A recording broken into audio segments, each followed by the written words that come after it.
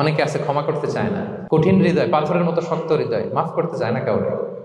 উনি আবার মুনাজাতে বসলে আল্লাহ আল্লাহ আমারে মাফ করো, আল্লাহ আমারে ক্ষমা করো, কাঁদতে কাঁদতে বুক ভাসায়। উনি ক্ষমা চায়, মাগার উনি কাউরে ক্ষমা করে না।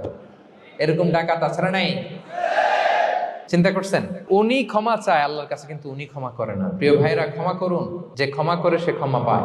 আচ্ছা, একটু চোখটা বন্ধ করে, চোখ বন্ধ করলাম আমি, জানা অজানা পাপের পাহাড়ের দিকে তাকালাম। এবার একটু চিন্তা করেন যে কি পরিমাণে ক্ষমা আল্লাহর পক্ষ থেকে আমার জন্য প্রয়োজন। চিন্তা করেছেন? এবার চোখ খুলুন, পাপের পাহাড়ের দিকে একটু তাকান। আপনার আপনার জানা অজানা যে পাপের পাহাড়, তাকান এবং ভাবুন এগুলোর জন্য কি পরিমাণে ক্ষমা আল্লাহর পক্ষ থেকে আপনার দরকার, প্রয়োজন। সেই প্রয়োজনের তাগিদে হলেও ক্ষমা করুন। খেয়াল রাখবেন, যে ক্ষমা করে সে ক্ষমা পায়,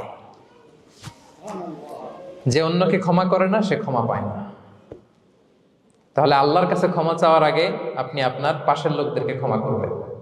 পারা যাবে তো ইনশাআল্লাহ? ক্ষমা এটা সবাই করতে পারে না, এটা অনেক বড় মহৎ গুণ। যার হৃদয় বড় সে ক্ষমা করতে পারে।